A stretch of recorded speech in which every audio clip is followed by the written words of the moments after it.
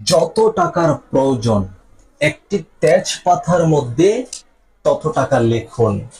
আর এই আমলটি এই নিয়মে করুন, আপনার মনের আশা আল্লাহ পূর্ণ করবে। সেই কাঙ্ক্ষিত লিখিত টাকা আল্লাহ তাআলা আপনার জন্য ম্যানেজ করে দিবে। আপনার যত টাকা প্রয়োজন সেই টাকার ব্যবস্থা আল্লাহ তাআলা করে দিবে। আজকের এই আমলটি এতই এতই গুরুত্বপূর্ণ, যদি আপনি করতে পারেন সেই নিয়ম অনুপাতে, ইনশাআল্লাহ বিশ্বাসের সহিত আপনি আমলটি করে দেখুন, আল্লাহ তাআলা আপনার ভাগ্যটাই পরিবর্তন করে দিবে, কপালটাই পরিবর্তন করে দিবে। এই আমলটি যদি আপনার সবসময় জানা থাকে আর যদি করতে পারেন, তাহলে জীবনে আপনার সংসারে আপনি কোনো অভাব দেখবেন না। আপনার সন্তানাদিদেরকে আমলটি শিখিয়ে যাবেন, তারাও কখনো অভাব দেখবে না ইনশাআল্লাহ। আল্লাহর কাছ থেকে এইভাবে চেয়ে চেয়ে আপনার অভাবগুলা পূর্ণ করে ফেলুন। দেখুন আপনি আপনার সংসারটা সুখে শান্তিতে চলবে, আপনার ঘরটা হবে জান্নাতের একটি টুকরা। আর যদি আপনি আমলটি করতে কোনো ভুল ত্রুটি করেন, সেক্ষেত্রে কিন্তু ফলাফল আপনার জন্য প্রযোজ্য না। তাহলে চলুন আজকের এই আমলটি কিভাবে করতে হবে নিয়ম মাফিক আমরা এক এক করে শুনতে থাকি। আমলটি করার জন্য সর্বপ্রথম আপনি একটি তেজপাতা সংগ্রহ করবেন। আমার হাতে এই মুহূর্তে তেজপাতা না থাকার কারণে আমি একটি কাঠ নিয়েছি অথবা একটি কাগজ নিয়েছি আপনাদেরকে দেখানোর উদ্দেশ্যে। আপনি একটা তেজপাতা সংগ্রহ করবেন। তেজপাতা হচ্ছে যেটা গোশত রান্নার ক্ষেত্রে, বিরিয়ানি অথবা অন্যান্য রান্নার উপকরণের ক্ষেত্রে কি করা হয়, একটি পাতা দেওয়া হয় গ্রানযুক্ত। ওই রকম একটি তেজপাতা আপনি সংগ্রহ করে ওই তেজপাতার জন্য পোকা খাওয়া না থাকে অথবা চিরাফাড়া না থাকে, সুন্দর পরিষ্কার একটি বড় সড়ো একটি তেজপাতা সংগ্রহ করে নেবেন। ওটাকে আপনি নেকড়ার মাধ্যমে মুছে পরিষ্কার করে নেবেন। এরপরে এই আমলটি করার জন্য তেজপাতা এবং একটি কলম, একটি মার্কার কলম অথবা তেজপাতার মধ্যে লেখা উঠবে, অঙ্কন করা যাবে এরকম একটি কলম আপনি সংগ্রহ করে আপনার সামনে রাখবেন। এরপর আপনি নিজে পবিত্র হবেন, ভালোভাবে পবিত্রতা অর্জন করতে হবে। আপনি যদি ভালোভাবে পবিত্রতা অর্জন না করে আমলটি করে ফেলেন, তাহলে কিন্তু আমলের সেই ফলাফল আপনি নাও পেতে পারেন। এই জন্য কিন্তু আমরা দায়ী না। আপনি যদি সঠিকভাবে আমলটি করতে চান, অবশ্যই আপনাকে পবিত্রতা সহিভাবে করে নিতে হবে। পবিত্রতা সহিভাবে করার জন্য সর্বপ্রথম আপনি ওযু করবেন। প্রয়োজনে আমলটি যেদিন করবেন এই দিন আপনি গোসল করে নেবেন। ভালোভাবে গোসল করার পর আবার ওযু করবেন। এরপরে আপনি এই আমলটি করার নিয়তে আপনি 2 রাকাত সালাতুল হাজতের নামাজ আদায় করবেন। এই নামাজ আপনার হাজতকে পূর্ণ করে দিবে ইনশাআল্লাহ। এই নামাজ পড়ার জন্য যাই নামাজের পাঠি বিছিয়ে সর্বপ্রথম আপনি নিয়ত করবেন, আমি মনে মনে সংকল্প করবেন যে আমি 2 রাকাত সালাতুল হাজতের নামাজ আদায় করছি আল্লাহর রাস্তে, আল্লাহু আকবার। আপনি নিয়ত করে নামাজে দাঁড়িয়ে যাবেন, সানা পড়বেন, সুবহানাকাল্লাহুম্মা ওয়া বিহামদিকা ওয়া তাবারাকা ইসমুকা ওয়া তাআলা জাদ্দুকা ওয়া লা ইলাহা গায়রুক। এরপরে আপনি একের পর এক স্টেপ বাই স্টেপ সূরা কেরাত পড়তে থাকবেন। আমি একটু আপনাদেরকে দেখিয়ে দেই।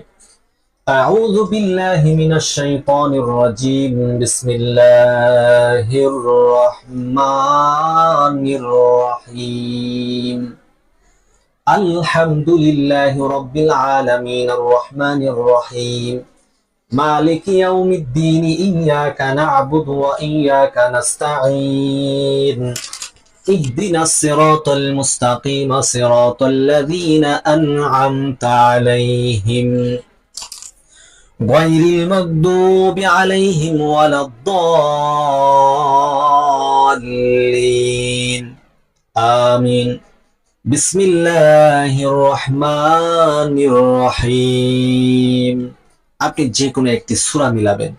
ধরে নিন আপনি সূরা নাসর পারেন, ইযা জাআ নাসরুল্লাহি ওয়াল ফাত وَرَأَيْتَ النَّاسَ يَدْخُلُونَ فِي دِينِ اللَّهِ أَفْوَاجًا فَسَبِّحْ بِحَمْدِ رَبِّكَ وَاسْتَغْفِرْ إِنَّهُ كَانَ توابا। সূরা কিরাত পড়ার পর আপনি রুকুতে যাবেন। আল্লাহু আকবার, সুবহানা রাব্বিয়াল আযীম, সুবহানা রাব্বিয়াল আযীম, সুবহানা রাব্বিয়াল আযীম, সামিআল্লাহু লিমান হামিদা, রব্বানা লাকাল হামদ। এখন সিজদা করবেন। আল্লাহু আকবার, সুবহানা রাব্বিয়াল আ'লা, সুবহানা রাব্বিয়াল আ'লা, সুবহানা রাব্বিয়াল আ'লা, আল্লাহু আকবার, আল্লাহু আকবার, সুবহানা রাব্বিয়াল আ'লা, সুবহানা রাব্বিয়াল আ'লা, সুবহানা রাব্বিয়াল আ'লা। এরপরে আপনি দ্বিতীয় রাকাতের জন্য সোজা হয়ে স্বস্তিরে দাঁড়িয়ে যাবেন। আল্লাহু আকবার। এই যে এক রাকাত নামাজ আপনি দেখেছেন, এই রকম ভাবে দ্বিতীয় রাকাত নামাজ শেষ করবেন। দ্বিতীয় রাকাতে সূরা ফাতিহার পরে ভিন্ন আরেকটি সূরা পড়বেন। তারপরে আপনি বসবেন। তাশাহুদ, দুরূদ শরীফ, দুআয়ে মাসুরা, এই দোয়াগুলা পড়ে প্রথমে ডান দিকে সালাম, তারপরে বাম দিকে সালাম ফিরিয়ে 2 রাকাত সালাতুল হাজতের নামাজ আপনি কমপ্লিট করে নেবেন। এইরকম ভাবে যখন আপনার নামাজটা পড়া কমপ্লিট হয়ে যাবে, ওই যাই নামাজের পাটিতে বসা অবস্থায় আপনি সর্বপ্রথম এই তেজপাতার মধ্যে আপনার যত টাকার প্রয়োজন আছে ওই টাকাটা এখানে লিখবেন। ধরে নিন আপনার 1 লক্ষ টাকার প্রয়োজন, 1 লক্ষ।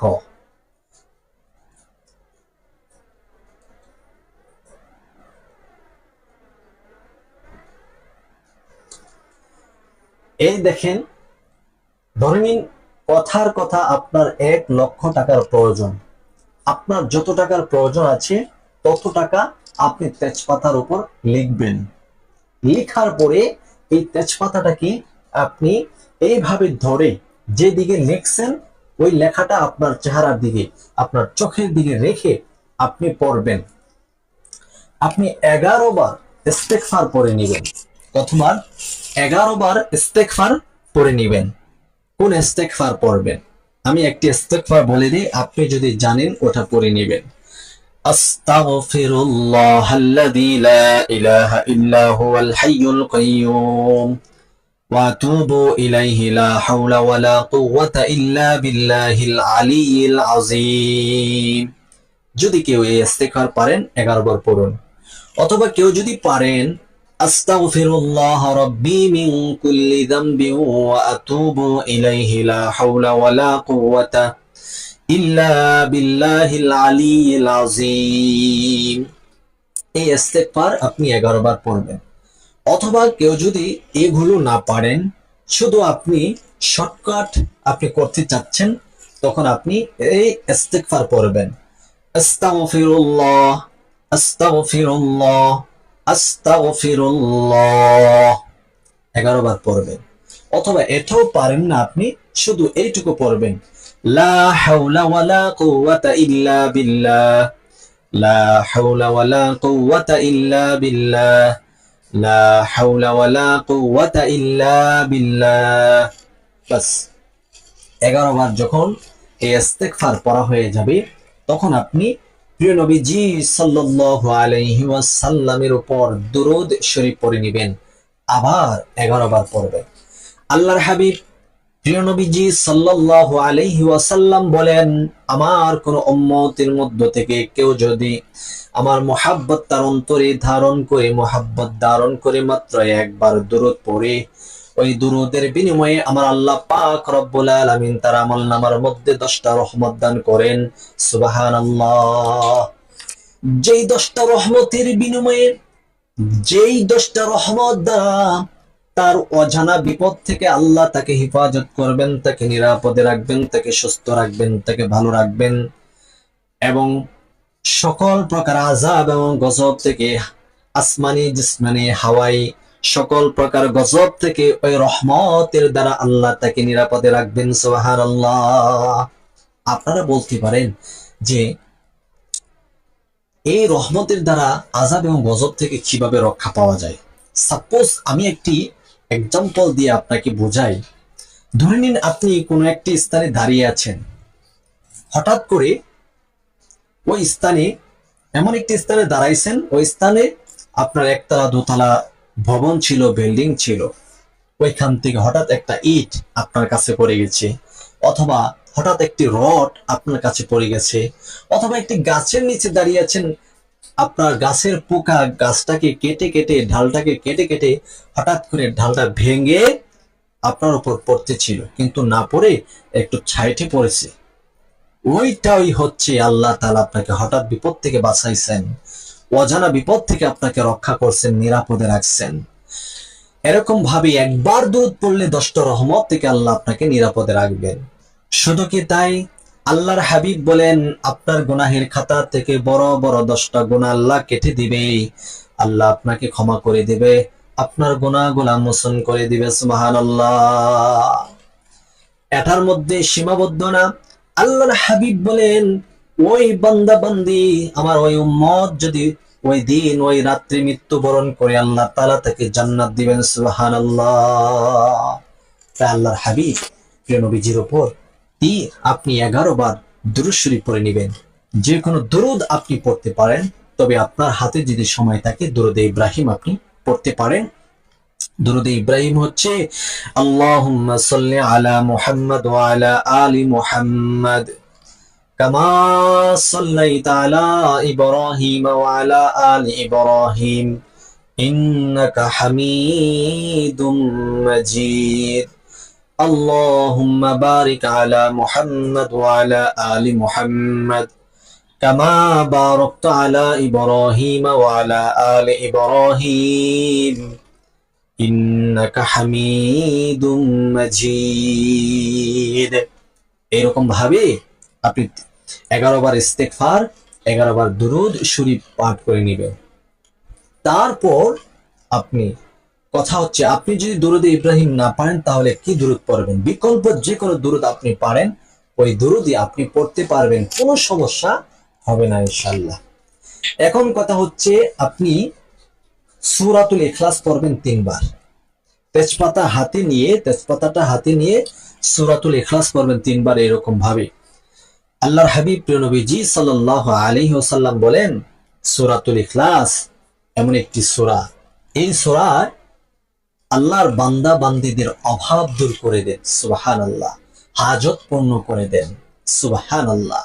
এই সূরাটি আপনি খুবই শুদ্ধতার সহিত পড়বেন তেজপাতা হাতে নিয়ে এরকম ভাবে। আউযু বিল্লাহি মিনাশ শাইতানির রাজীম। বিসমিল্লাহির রহমানির রহিম। কুল হুয়াল্লাহু আহাদ আল্লাহুস সামাদ লাম ইয়ালিদ ওয়া লাম ইউলাদ ওয়া লাম ইয়াকুল লাহু কুফুয়ান আহাদ। একটি ফু দিবেন তেজপাতার উপর। বিসমিল্লাহির রহমানির রহিম। কুল হুয়াল্লাহু আহাদ আল্লাহুস সামাদ লাম ইয়ালিদ ওয়া লাম ইউলাদ ওয়া লাম ইয়াকুল লাহু কুফুয়ান আহাদ।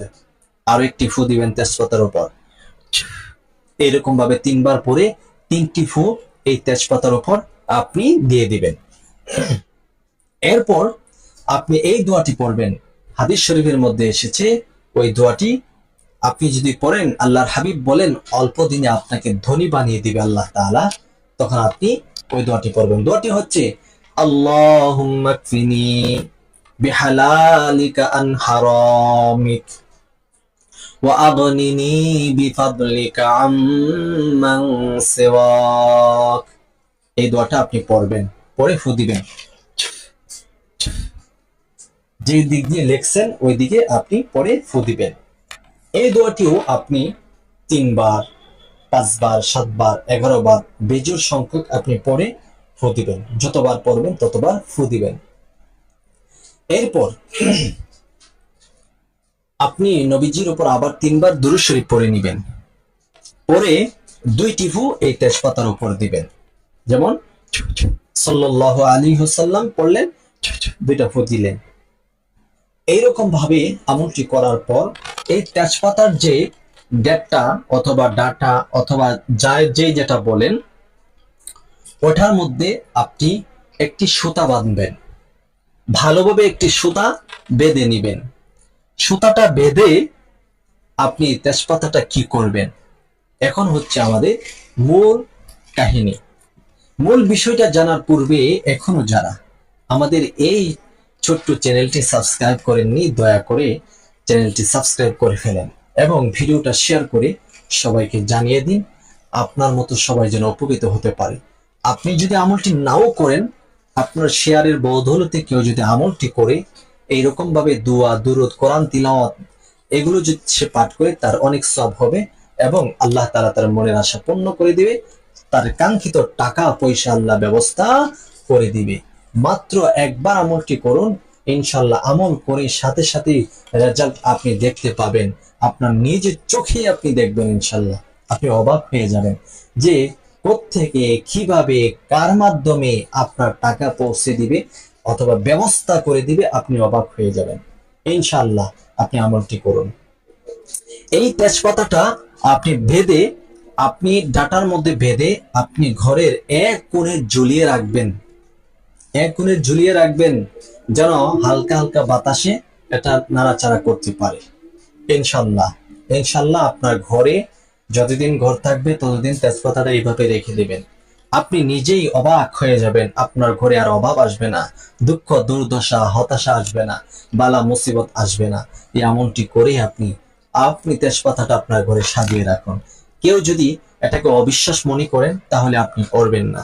যদি বিশ্বাস আসে, একদিন এবং বিশ্বাস আসে, তাহলে আপনি আমলটি করুন। হতে পারে এই আমলের ওসিলায় আল্লাহ আপনাকে সে টাকা দান করতে পারে, অভাব মোচন করে দিতে পারে ইনশাআল্লাহ। আজকের ভিডিওটি পর্যন্ত, ভালো থাকুন। আসসালামু আলাইকুম।